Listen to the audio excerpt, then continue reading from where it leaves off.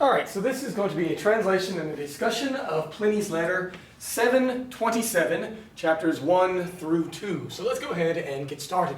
In the traditional style, obviously, it starts out with Gaius Plinius in the nominative, and then that S, remember, stands for salutem dicit. And so therefore, says greetings to his own Sura. Sura is a senator from Spain, a friend of Trajan, and obviously a mutual friend as well of Pliny. He, of course, has a name that is a first declension that happens to be masculine, so that's why it's modified by suo, because even though that AE is a first declension ending, he is masculine. So, our subject starts out with otium, leisure, in other words, free time. Praebet, which comes from praebeo praebere, offers, presents, an ability and faculty, both of learning for me, and so that is your gerund of disco discere, to learn, and the opportunity, the ability of teaching for you. And so obviously it starts out with the opening statement that for him, obviously Pliny, he's going to be the one learning, and then obviously Sura, the one that is going to be the role of the teacher. Therefore, velem. Now velem, we all know, comes from the verb, obviously, wallo, welle, and so therefore it is irregular, looking at that second principal part. And so as such, when it comes to the subjunctive, you have to memorize the present tense, which that is velem, welis, welit, welimis, welitis, welint. If it were imperfect, all you would have to do is obviously add the ending, and therefore you have the imperfect subjunctive. The third principal part is wolui, and to all of that you would put erim, eris, erit, if you wanted to obviously make it perfect subjunctive, and if you wanted to make it pluperfect subjunctive, you would create the obvious perfect infinitive and add an m or st, mustis, inti to it. So here we have two choices, since it is an independent for velem. One is that it could be the jussive subjunctive, let me want, or it could be the potential subjunctive, I would want. And that is exactly what we have here. Perquam is just an adverbial word that means thoroughly. Therefore, thoroughly I would want to know, and then it obviously gives an indirect question with the subjunctive putes. We fear giant liars, seeing as this is from puto putare. So potentially, I would want to know thoroughly whether you think that, and so we have the accusative subject and the infinitive verb.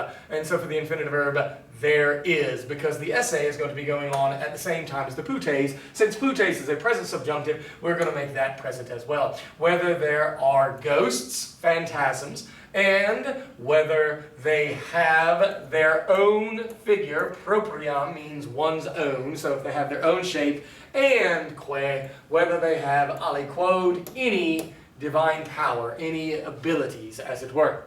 And then, finally, or whether they, meaning those phantasms, so we're still in the indirect question, inane and pointless, powerless and pointless, whether they accept, whether they receive their image, in other words, what they look like, from our fear. In other words, as to whether they are actually just figments of our imagination because we get scared of them. Nevertheless, we continue on in the next sentence, ego, which is going to be the subject of ducor. I am passively led, in other words, I am inclined to believe, I am led that I believe essay that there are. So in other words, he is putting out there, is Pliny the Younger, that he believes that ghosts really do exist. And so, again, I am led that I believe that there are, first and foremost, in primis, means primary reason, because of this. And so I think it's because of this, which is then followed by a quod causal clause. And so because of this. And what is the this? This, all that right there, is essentially like in an apposition or in a positive to eo. Because I hear what happened. I hear that it happened. The reason why I'm translating akadise as happened is that, remember, audio is going to be obviously starting us in the present tense. Akadise is obviously a perfect infinitive, and perfect infinitive does not indicate action in the past, but rather action before. And it just happens to be that it's going to be in the past because we're starting in the present. Had we started in the past, that would then be in the past because it would have been before. But instead, because we are starting in the present, then it is going to merely translate as a past tense. Because I hear what happened or that it happened to Curtius Rufus. Now, this Curtius Rufus fellow is going to be a governor of Africa, but he's going to start out his story, obviously, is Pliny, of when he was before that. And so, he, meaning this Rufus fellow, still thin, i.e. poor, of meager means, thin in the wallet, you can understand, and obscure. This is obviously before he is going to become famous as a governor of Africa. He, that fellow, Rufus, as a companion, comes comes from the nominative, comes, and then of course, comitis, meaning a companion. He had adhered, he had stuck, he had made himself a part of, in other words, on the staff of. So a friend or a companion, he had stuck to the one holding Africa, a present active participle that we are substantizing. And so he is going to start out in life on the staff of the governor of Africa, the one that is holding and possessing and ruling over Africa.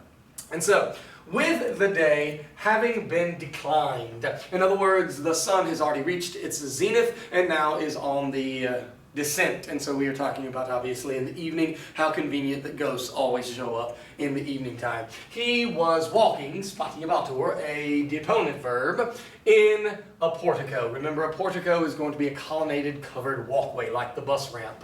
And so, he was walking in the portico. The figure of a woman is offered, passive tense, to him. So in other words, he's walking along and this figure of a woman shows up there in front of him. This figure, larger and more beautiful, ablative of comparison, than a human.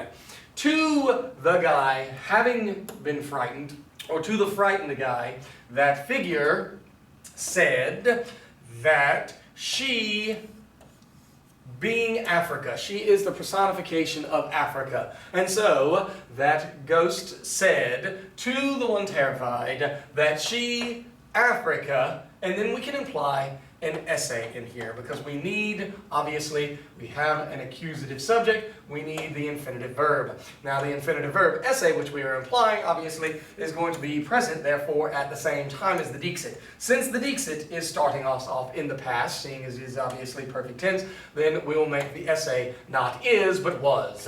So, she said to the one terrified that she, being Africa, was the fore-messenger, the harbinger of the things about to be. You can just merely translate that as the future. That she was the messenger of the future things. She said, dixit, and here we are understanding as the subject of iturum, we add an essay. The subject of gesturum, we add an essay. The subject of reversurum, we add an essay to create all of these being a future infinitive, future infinitive, future infinitive, all being obviously active, and then moriturum, we do the exact same thing. So, she said that he, implied, because it's and so we're talking about, obviously, Rufus, for she said that he would go to Rome, que, and that he would wear, that he would wage, that he would accomplish honors, and so in other words, he's going to become rather well known and rather marked with honor, and even he would be turned back with the highest imperium, the greatest power, he's going to be the governor, into that same province, in that province of Africa. So he had gotten his start off in Africa, as he was the companion, had obviously adhered himself to the one holding Africa. He was on the staff, but now he is going to become the leader, the governor of Africa himself. Que, and she said that he moriturum, which is of course from the verb